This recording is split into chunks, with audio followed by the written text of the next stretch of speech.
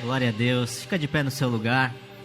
Glória a Deus. A palavra de Deus nos orienta a nos regozijarmos, a termos felicidade quando nós chegamos na casa de Deus. Eu queria que você, já de pé, abrisse a sua Bíblia. Nós vamos ler de 1 Samuel capítulo 16, a partir do primeiro versículo. 1 Samuel capítulo 16. Disse o Senhor a Samuel: até quando terás pena de Saul, havendo eu rejeitado para que não reine sobre Israel? Enche um chifre de azeite e vem. Enviar-te-ei a Jessé, o belemita, porque dentre os seus filhos me provide um rei. Disse Samuel: como irei eu, pois Saul o saberá e me matará?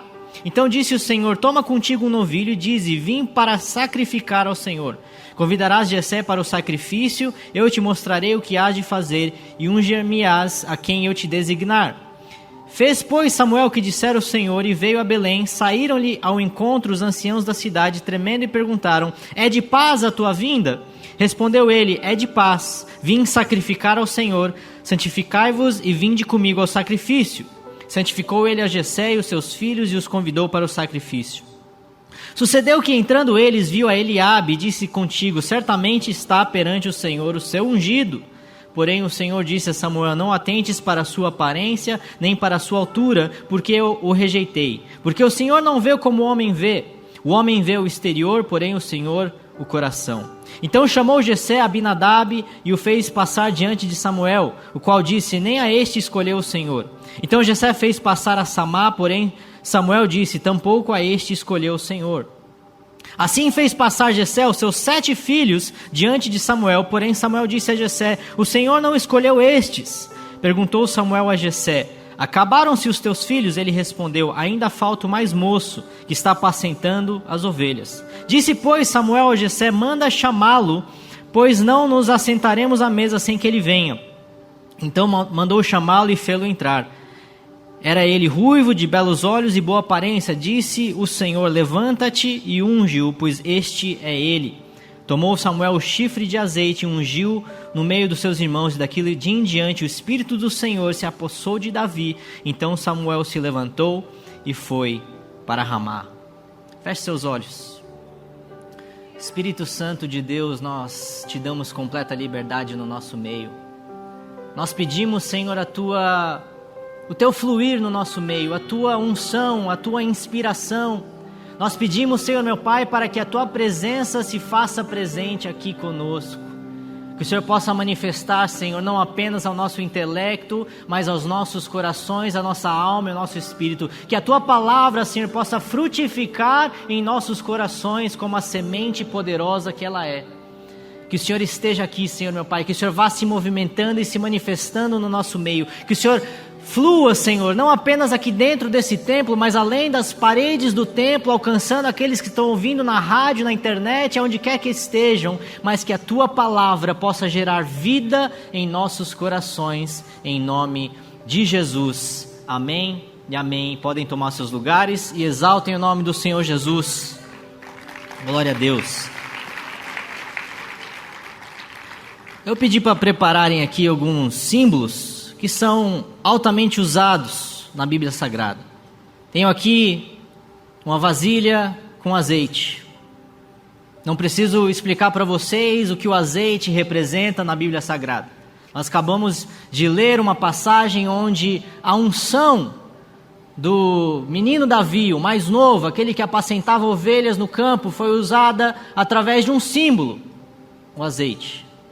Eu me lembro aqui, ao crescer aqui nos corredores da sede mundial, e chegava no fim do culto, minha mãe falava: vai lá, pega unção e tal, e os pastores pegavam o azeite e colocavam na minha cabeça, e eu voltava para casa, e falava: mãe, posso tirar, tá meio gosmenta aqui na testa. Não, deixa aí, filho, que vai te trazer unção. E glória a Deus por tudo isso.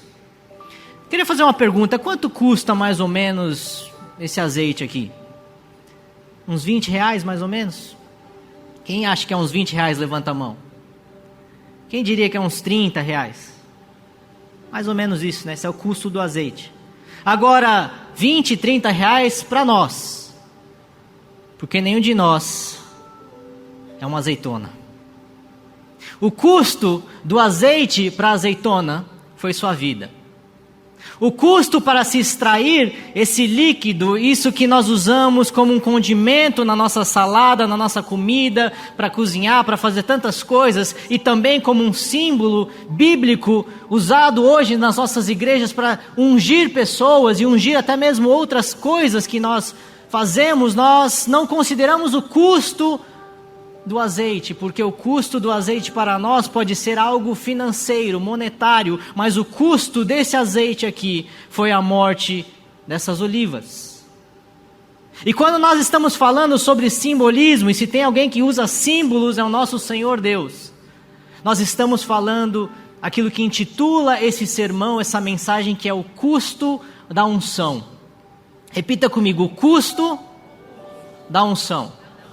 Então nós não estamos falando de coisas físicas. Nós usamos símbolos físicos, nós usamos o azeite, nós usamos as olivas, que são azeitonas, é basicamente a mesma coisa. Nós usamos tudo isso, Deus usa isso, para que nós, homens, que somos corpo, alma e espírito, que a gente consiga entender no âmbito físico aquilo que Deus está representando no âmbito espiritual. Quando nós estamos falando sobre o custo da unção, muitas vezes nós estamos falando sobre morte. Jesus, ele foi esmagado. Jesus foi esmagado pelo cálice da ira de Deus, quando ele estava lá no jardim do Getsêmani. Ele falou: Senhor, já angustiado, de um tamanho estresse, de tamanha angústia, tamanha pressão, ele chorou sangue, ele suou sangue e falou: Senhor, se for possível, passe de mim este cálice. E ele estava falando sobre o cálice da ira de Deus contra o pecado, que alguém precisava pagar. E se Jesus não pagasse, todo mundo aqui morria. E estou falando não apenas de morte física, mas também de morte eterna, aonde passaremos a eternidade. Então, quando nós usamos símbolos como o azeite da oliva, nós consideramos, eu e você hoje, no século 21, onde nós podemos ir no mercado e comprar algo com dinheiro, nós não estamos considerando necessariamente o custo daquilo que foi necessário para que isso se formasse. Então, quando nós estamos falando do custo da unção de um azeite, nós estamos falando da morte das olivas. Isso está claro para vocês? Então, o que nós lemos aqui foi a unção de um novo rei de Israel. Num primeiro momento, Israel, na verdade, ele não tinha rei. Não tinha uma figura política e hierárquica que dominava sobre o povo. Deus era o rei de Israel. Mas à medida que o povo foi sendo guiado e direcionado, e o tempo foi passando na história dos judeus, eles começaram a se espelhar em nações vizinhas. Começaram até mesmo a invejar que tinha reis e grandes líderes que lideravam o povo, e o povo, na sua pouca fé, o povo judeu, estou falando, eles falaram: olha, nós não queremos Deus como nosso rei, nós queremos um rei físico aqui, com uma coroa, sentado num trono físico, político, aqui na terra. E contrário à vontade absoluta de Deus, isso passou pela vontade permissiva, porque Deus permitiu isso acontecer. Deus vai lá, através do próprio profeta Samuel, e unge Saul. Mas Saul é aquele rei que nós falamos em tantos momentos na trajetória cristã, seja bíblica ou extra-bíblica, de que alguém que começou muito bem e terminou muito mal. Saul, ele foi ungido como o primeiro rei de Israel, mas à medida que o tempo foi passando, não sei o que aconteceu, se foi o poder que corrompeu seu coração, se foi o conforto do palácio, eu não sei, estou aqui especulando, mas a bem da verdade é o que a Bíblia nos diz, é que ele se afastou de Deus. E à medida que ele foi se afastando de Deus, Deus o rejeitou.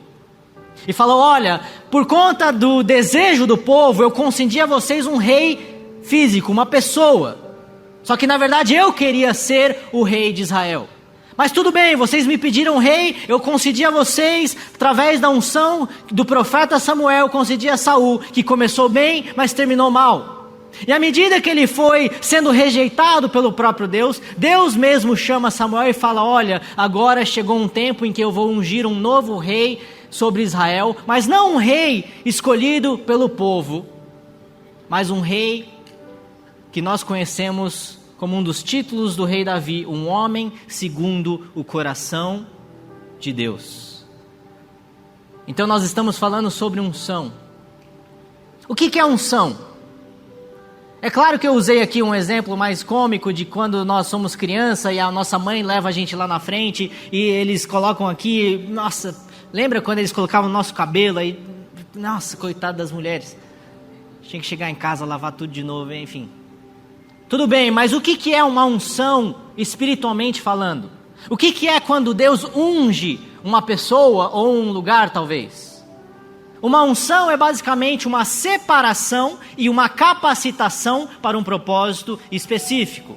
Então, quando nós estamos lendo aqui em 1 Samuel 16, nós vemos que o profeta é chamado por Deus, o profeta Samuel, ele fala, olha, eu vou te levar à casa de Jessé e um dos seus filhos será ungido como novo rei. Então, quando Davi é chamado como o último filho, o esquecido lá no campo, e o profeta usa o azeite como um símbolo de dentro de um chifre, não era uma questão de vidro na época, e ele unge o rei Davi, ele está de uma forma espiritual, pela escolha soberana de Deus, um homem segundo o coração de Deus, separando e capacitando Davi a ser o próximo rei de Israel. Diga comigo, unção. Não dê um passo como um cristão sem a unção necessária para aquilo que Deus te chamou. Não dê um passo para fora deste templo, achando que pela sua capacidade, ou pela sua inteligência, ou pelos seus estudos, ou pela força do seu braço, você vai conquistar coisas grandes que Deus quer para você. Eu sou completamente a favor das pessoas correrem atrás de capacitação na sua vida. Seja de força física, seja de inteligência, seja de recursos financeiros, seja de influência na sociedade, de empresas, de grandes coisas, mas qual que é o custo dessa unção? Eu usei aqui um exemplo de um azeite que custou a vida de algumas olivas, de algumas azeitonas a serem completamente espremidas e esmagadas para que o azeite fosse formado. E lamento te informar que Deus faz a mesma coisa. Davi, ele é chamado, ele é, na verdade, lembrado. Nós temos alguns obstáculos a serem vencidos. Nós temos grandes coisas a fazer para se pagar o custo dessa unção. Nós não estamos falando de coisas corriqueiras. Nós não estamos falando de dinheiro.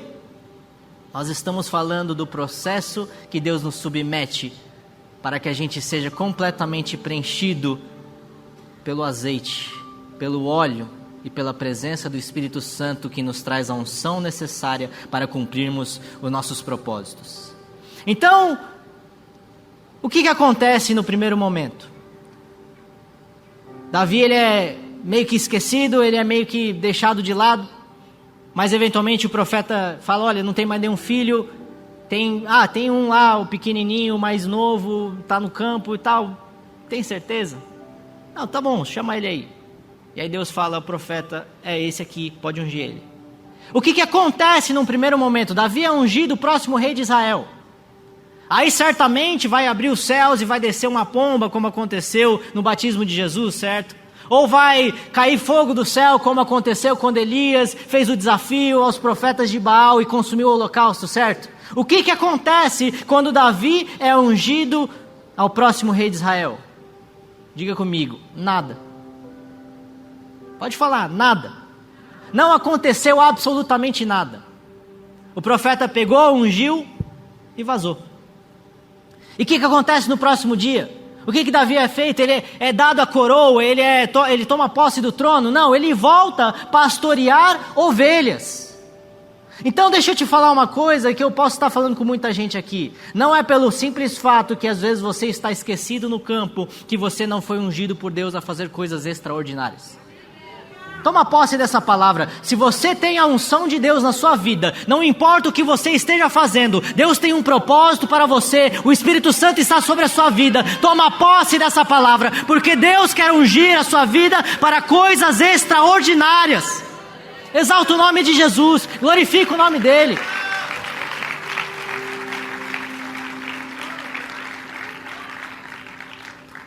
Deus ungiu Davi, mas ele ainda era uma azeitona e ele precisava se tornar o óleo.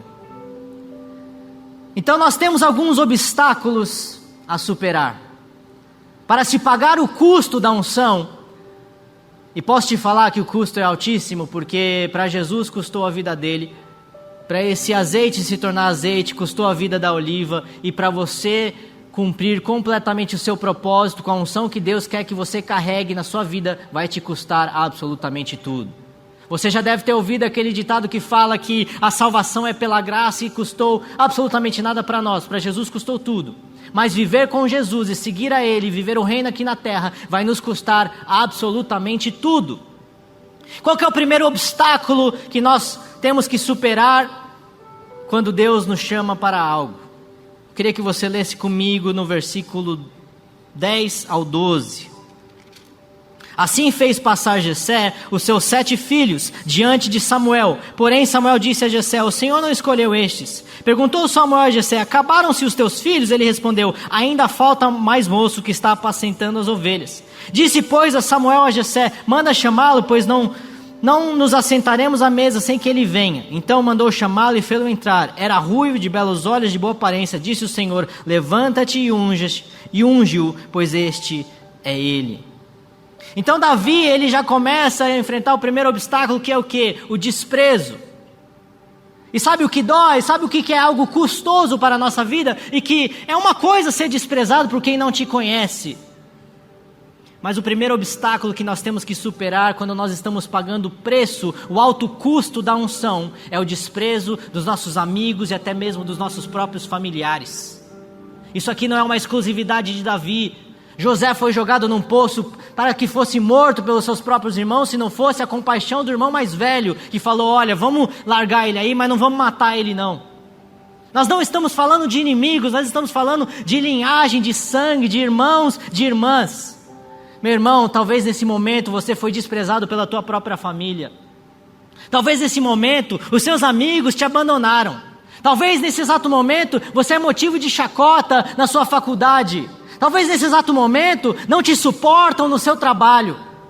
Mas deixa eu te falar uma coisa: Deus tem algo especial na sua vida. A unção de Deus está sobre você. Você vai superar o obstáculo do desprezo de amigos, de familiares, de todos aqueles que te rejeitaram, porque Deus já te escolheu e a unção de Deus está sobre a sua vida. Então glorifica o nome de Jesus e exalta o nome dele, porque nós estamos aqui para pagar o alto custo da unção.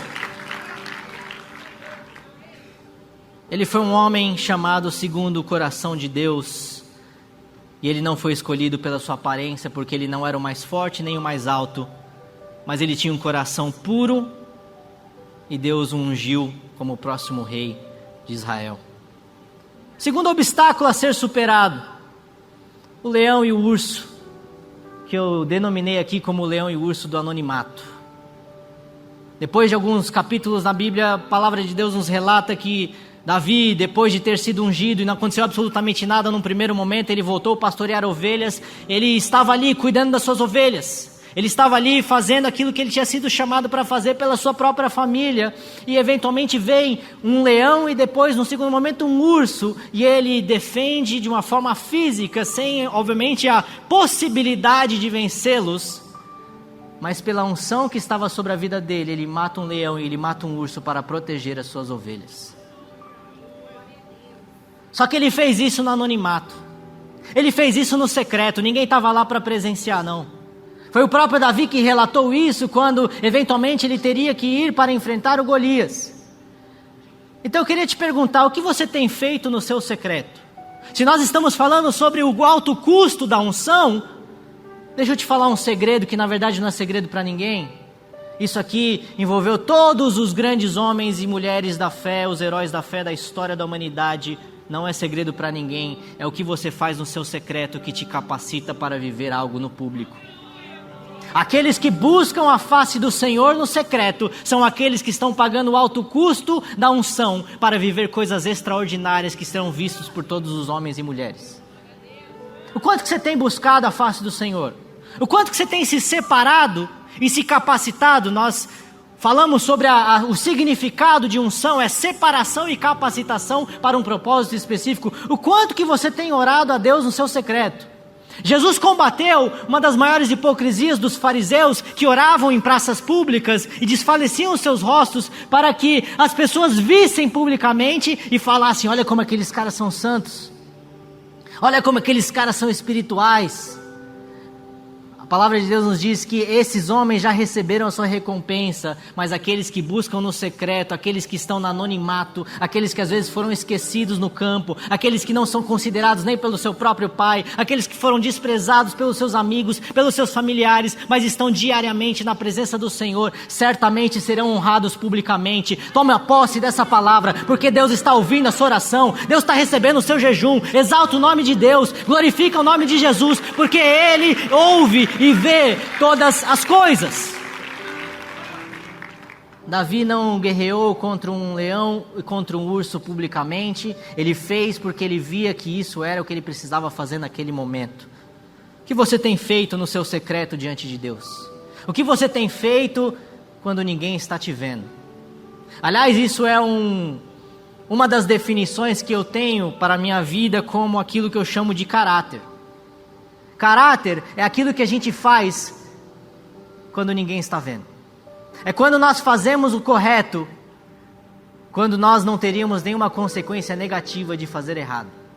Caráter é você receber um troco errado no restaurante, na padaria, e a pessoa que te deu esse troco errado a mais nem percebeu, e você vai e devolve aquilo. Fala: olha, você me deu dinheiro a mais, estou aqui, ó.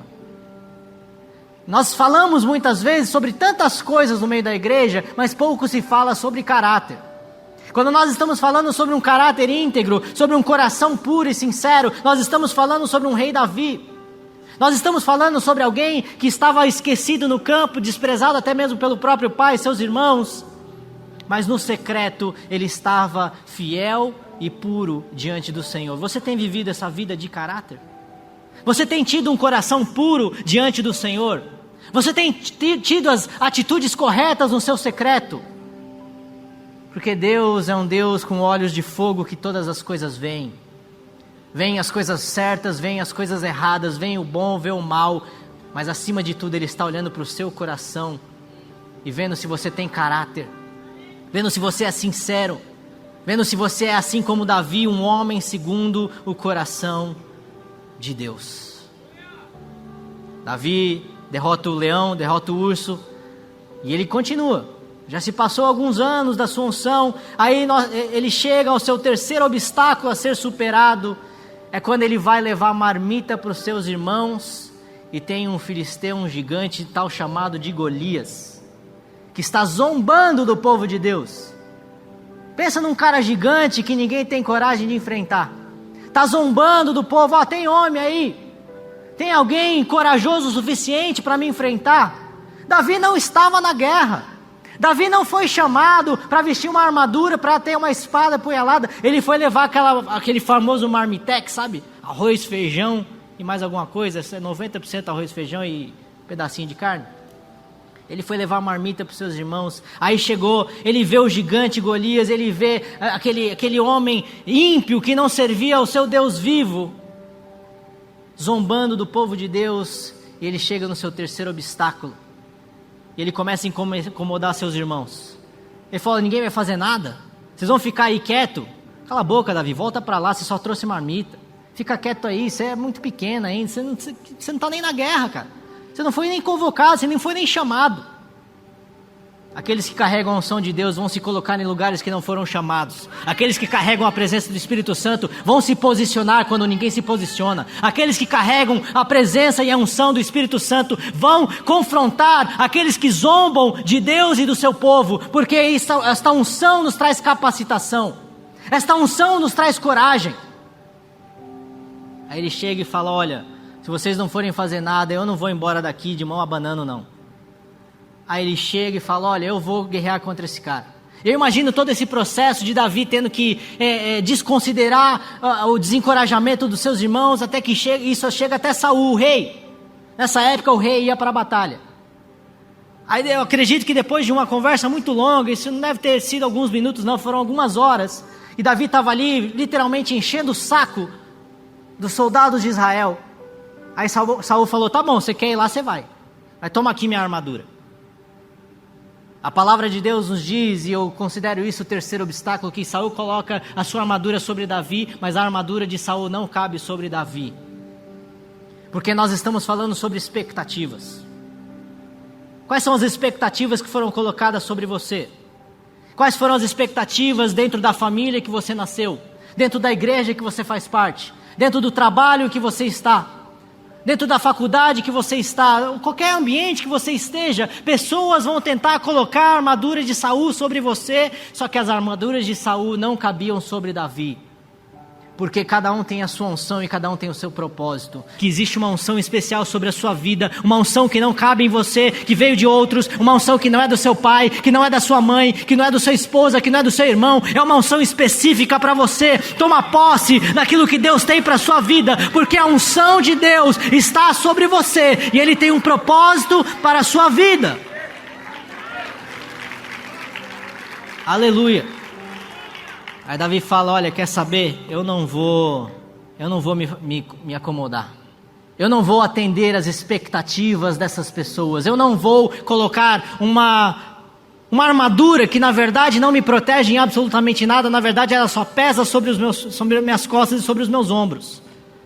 Mas aí Davi ele tira a armadura e ele sabe que ele está no centro da vontade de Deus. É nesse momento que aquilo que ele fez no secreto, guerreando contra um leão, guerreando contra um urso, ele fala, olha, eu já matei leão, eu já matei um urso, pelo poder do Espírito Santo, quem é esse filisteu aí?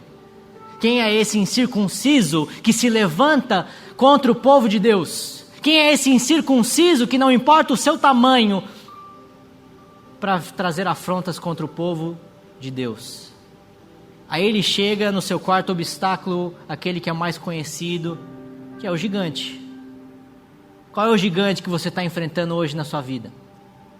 Talvez é alguém que você acha que não tem como vencer.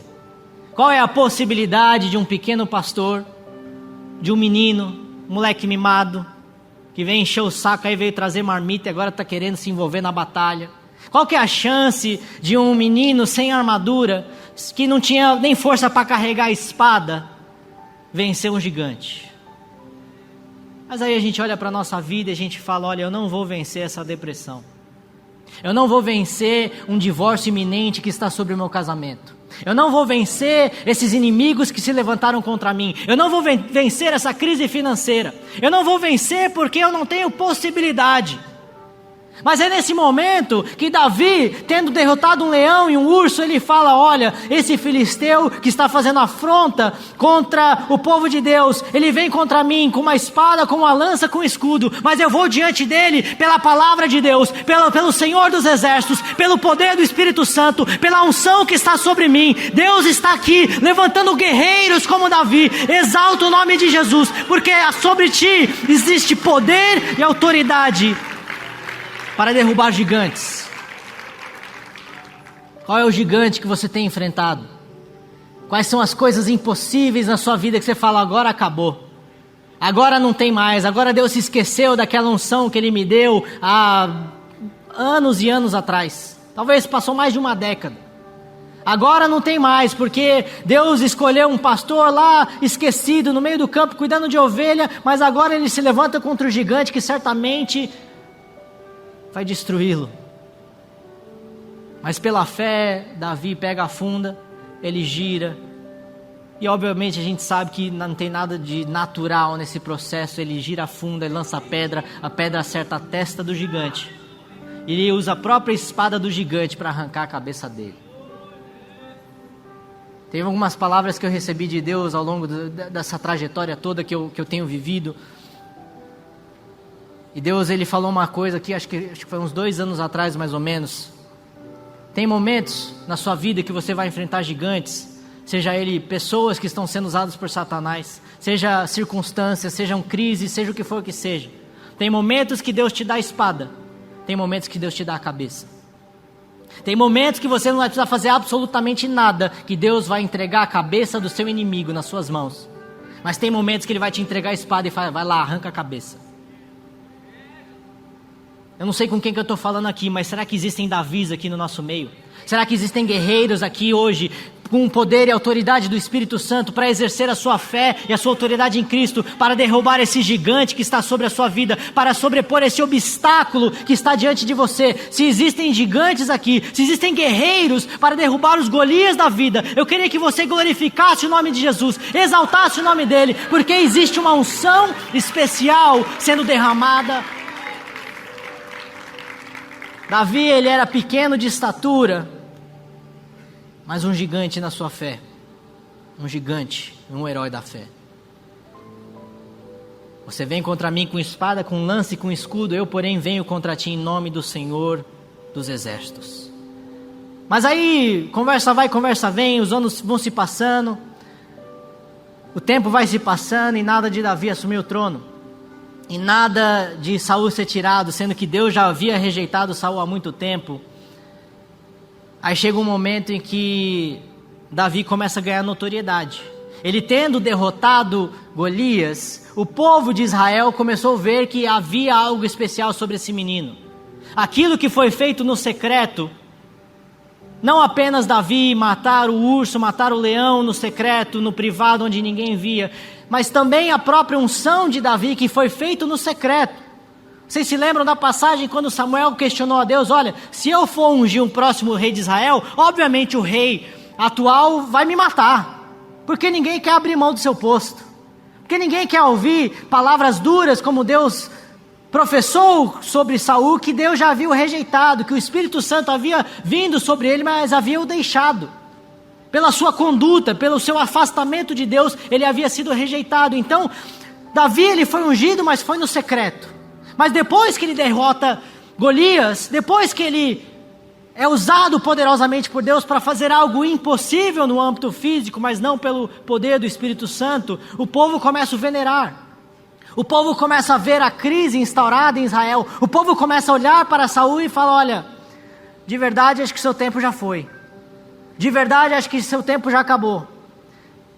E o que Saul faz? Começa a perseguir Davi. Existe um pastor que falou uma coisa muito interessante que eu nunca tinha parado para pensar. Que o único motivo pelo qual Saul começou a perseguir Davi foi porque ele tinha percebido já que o seu tempo já tinha acabado. Eu não sei o que você tem vivido na sua vida, mas às vezes você está sendo perseguido por aqueles que já foram tirados pelo próprio Deus. Às vezes você está sendo perseguido por aqueles que já perceberam que o tempo deles já acabou e não querem dar o seu espaço para aquilo que Deus te chamou.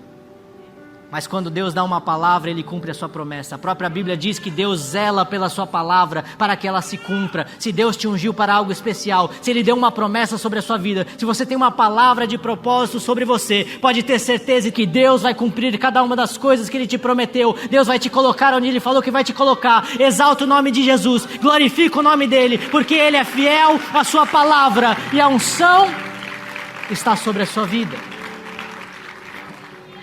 Então Saul, ele entra nessa vertente de: eu vou matar esse moleque porque ninguém vai tomar o meu trono. Eu vou matar esse moleque mimado porque ele não é nada. Quem que ele está achando que é? Aí Davi começa a ser perseguido. E o que Davi faz? Como qualquer pessoa sensata, ele foge, porque ninguém quer morrer. Porque Saul não vinha contra ele somente Saul, ele vinha com um exército. E Davi, obviamente, com a unção de Deus, estava sendo protegido, sendo guardado, mas Deus, Ele não nos tira da prova, Ele nos livra no meio da prova. Deus não nos livra da cova dos leões, mas Ele fecha a boca dos leões. Deus não nos tira da fornalha, Ele aparece no meio da fornalha para que nenhum fogo nos queime. Esse é o Deus que a gente serve, gente. É um Deus que está no meio da guerra com a gente. É um Deus que está no meio da batalha conosco. É um Deus que quando a gente foge da perseguição, Ele está do nosso lado, segurando a nossa mão, falando: meu filho, minha filha, existe uma unção sobre você. Ninguém vai tocar no ungido do Senhor. Ninguém vai tocar no seu cabelo. Exalta o nome de Jesus, porque Deus não te abandonou. Não importa aonde quer que você esteja. Mas aí Davi, ele chega num dos maiores obstáculos que ele tem que superar, nesse processo em que ele está pagando o custo alto da sua unção. Algo que ele recebeu de uma forma simbólica pelo profeta alguns anos atrás, agora ele está sendo perseguido para que ele salve a sua própria vida. Saul está perseguindo ele. Conversa vai, conversa vem, eu não quero entrar nos detalhes aqui, senão eu ficaria a noite inteira, mas pensa numa trajetória de anos, até que chega um momento em que Deus, ele escancara a situação. Saul, ele entra num sono profundo, Davi chega pertinho de Saul e fala: é agora que eu arranco a cabeça desse cara. É agora que eu arranco a cabeça desse cara que se afastou de Deus e está liderando o povo para a ruína. Mas deixa eu te falar uma coisa, a maior vitória de Davi não foi ter matado Golias. A maior vitória de Davi foi não ter matado Saul. Davi, ele pega a sua espada, ele corta um pedaço do manto para mostrar para Saul, fala: olha, eu poderia ter te matado, mas eu escolhi não te matar. Mas o que aconteceu aqui?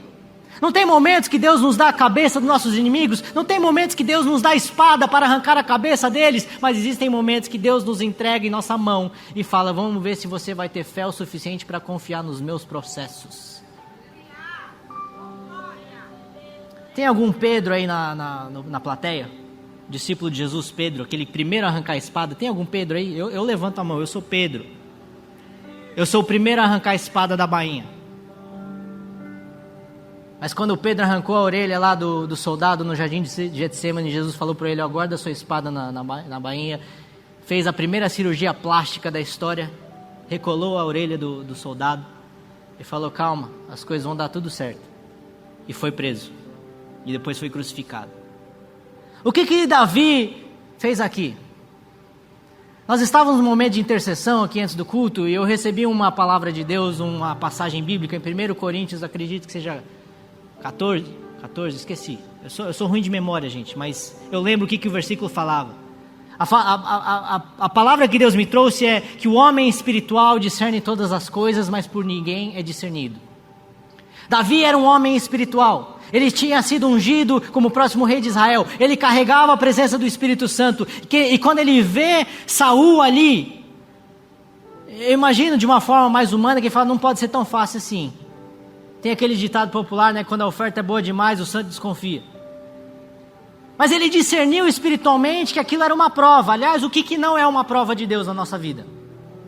Ou você acha que você está vivendo aleatoriamente e Deus fica brincando com dado?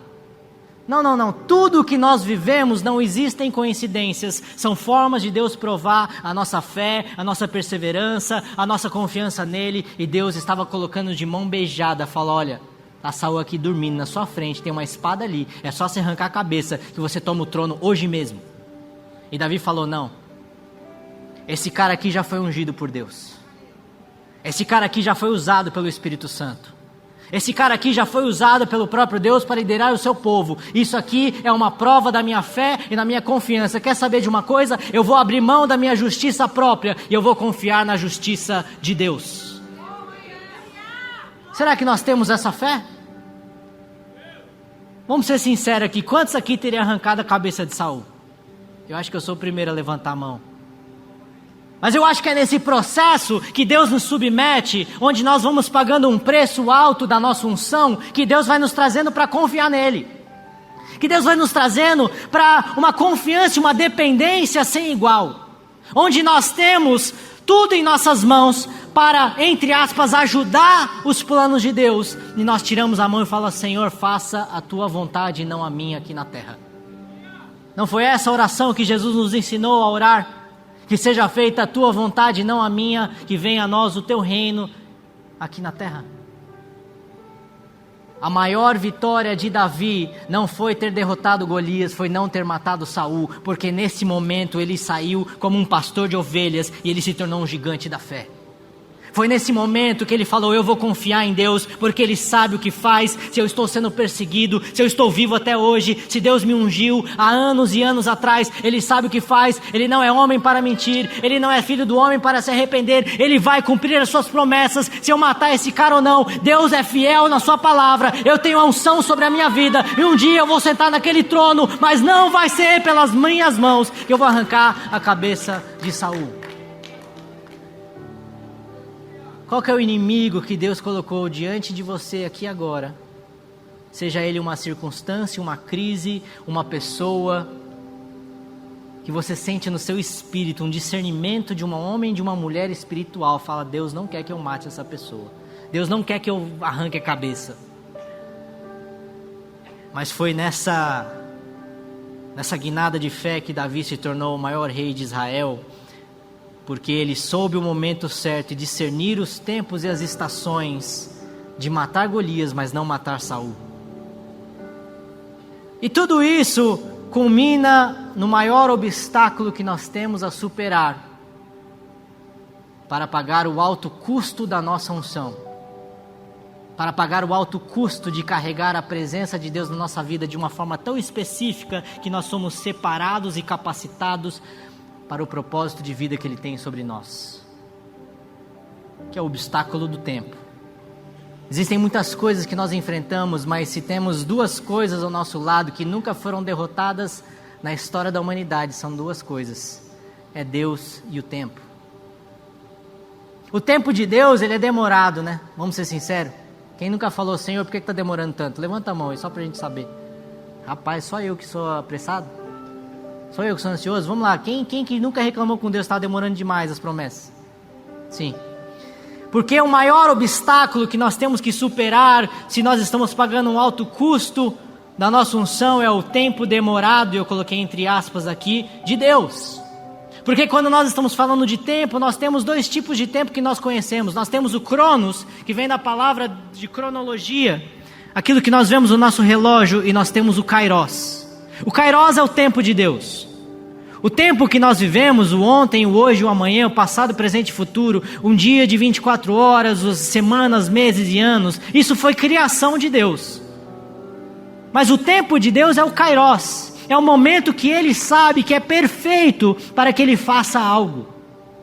E costumeiramente, esse obstáculo do tempo, esse momento que nós temos que esperar e saber que, olha, eu sei que Deus vai fazer, mas poderia ser hoje, poderia ser amanhã, poderia ser semana que vem, é algo que nos traz a confiar. Eu gosto de falar sempre que aquilo que diferencia os meninos dos homens é o tempo entre a promessa e o cumprimento. É o tempo entre a unção e a realização. É o tempo que nós somos chamados a esperar, a ter confiança, a ter fé. Davi esperou 15 anos, desde que ele foi chamado, relembrado na verdade, né? Não foi chamado inicialmente, que ele foi relembrado lá no campo como o filho mais novo, como o improvável, como aquele que foi descartado pelos próprios pais, desprezado pela própria família.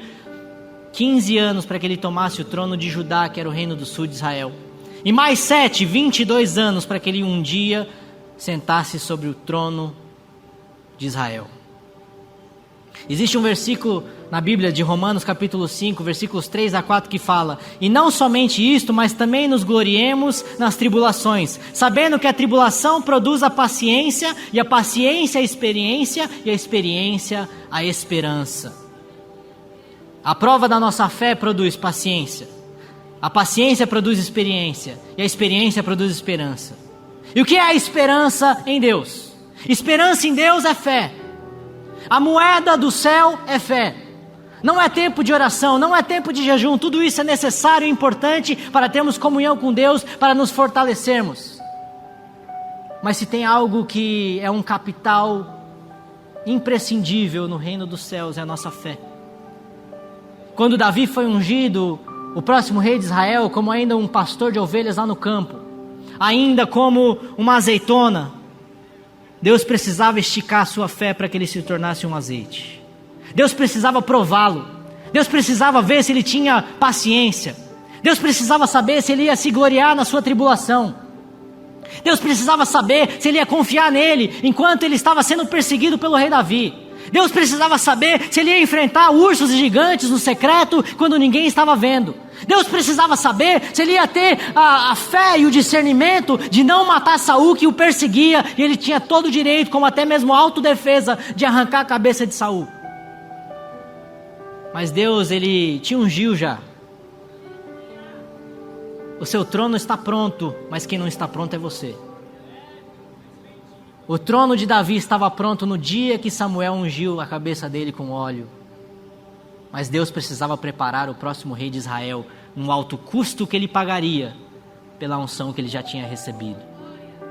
Isso está fazendo sentido para vocês? Meu irmão, eu não sei que momento que você está vivendo. Eu não sei se você nesse exato momento enfrenta um urso e um leão no seu secreto. Eu não sei se nesse exato momento você está enfrentando um gigante que você fala, é impossível vencer ele.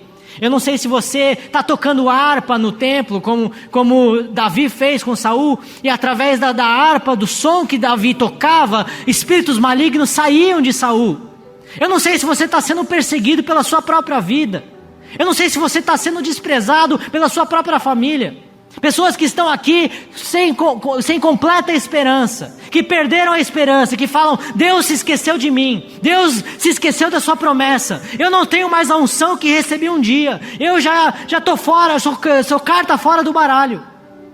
Mas eu deixo de garantir que Deus não se esqueceu, Ele não é homem para mentir, Ele não é filho do homem para se esquecer, existe uma unção sobre a sua vida, Deus continua com você, Deus está no meio do caminho, Deus está ao seu lado, Ele está aqui, Ele não te abandonou, exalta o nome de Jesus, porque a unção não é retirada por absolutamente nada.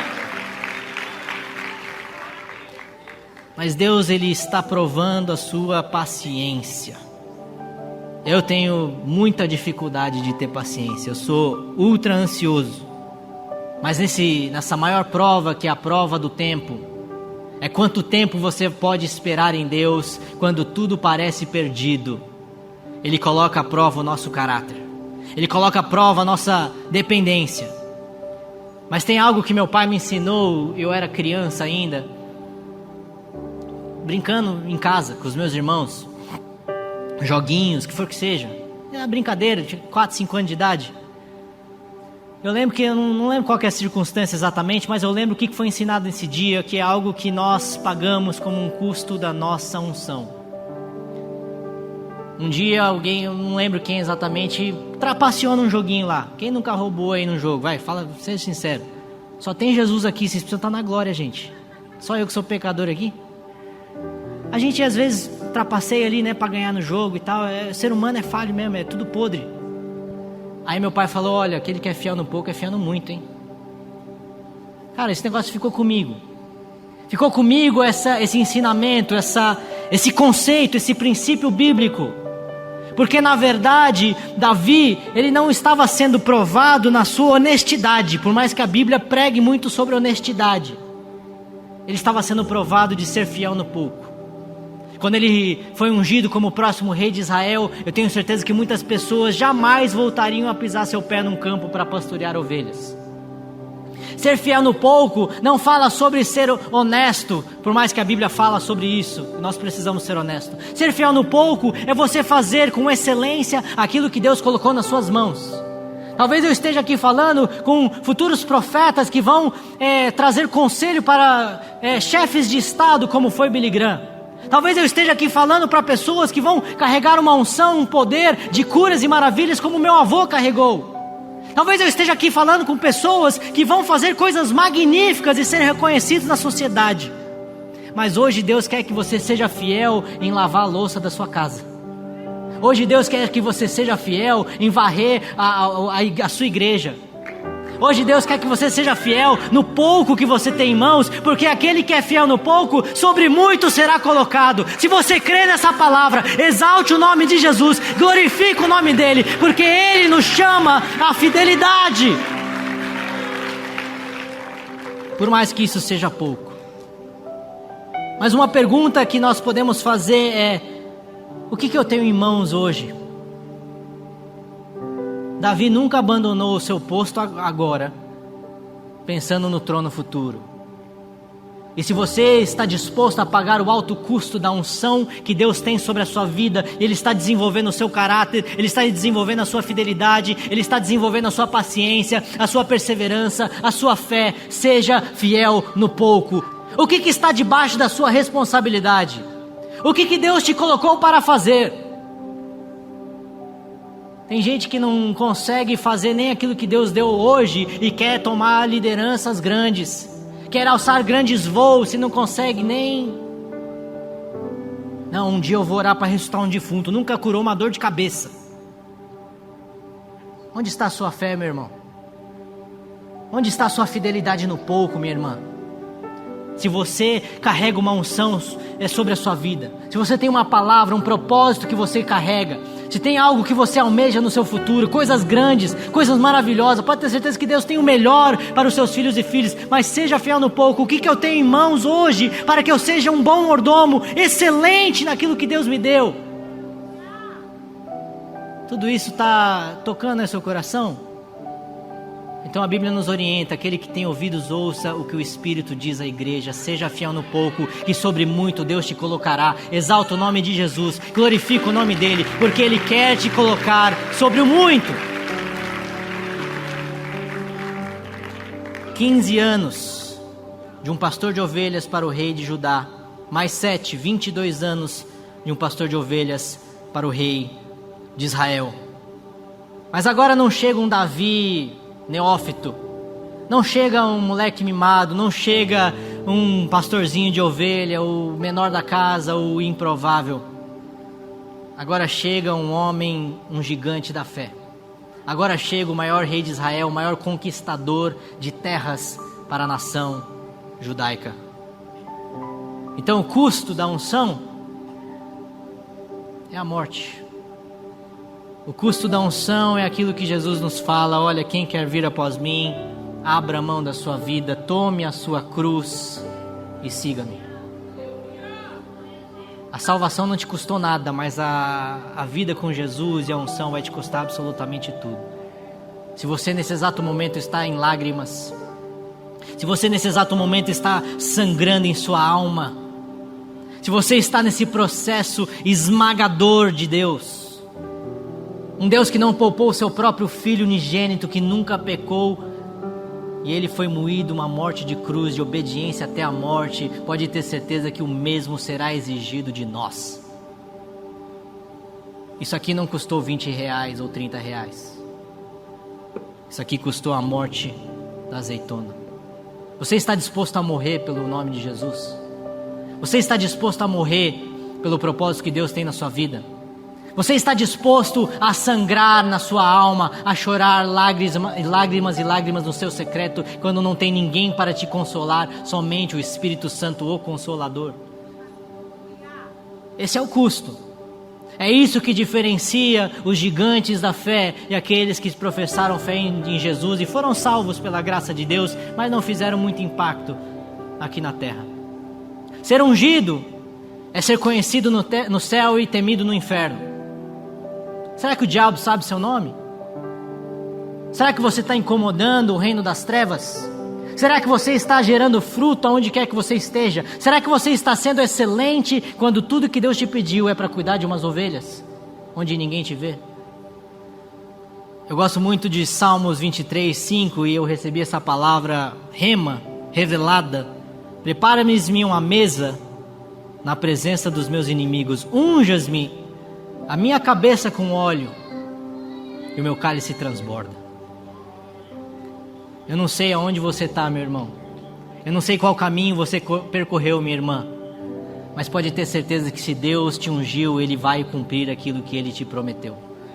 Haverá o azeite da unção do Espírito Santo. Deus quer derramar esse azeite sobre a sua vida. Deus quer ungir a sua vida para um propósito específico. Ele quer te separar, Ele quer te capacitar para que sobre muito Ele te ponha, para que você impacte vidas, para que através de tudo aquilo que Ele for fazer na sua vida, o nome do Senhor Jesus seja glorificado. Então exalta o nome de Deus, glorifica o nome de Jesus, porque Ele quer ungir a sua vida.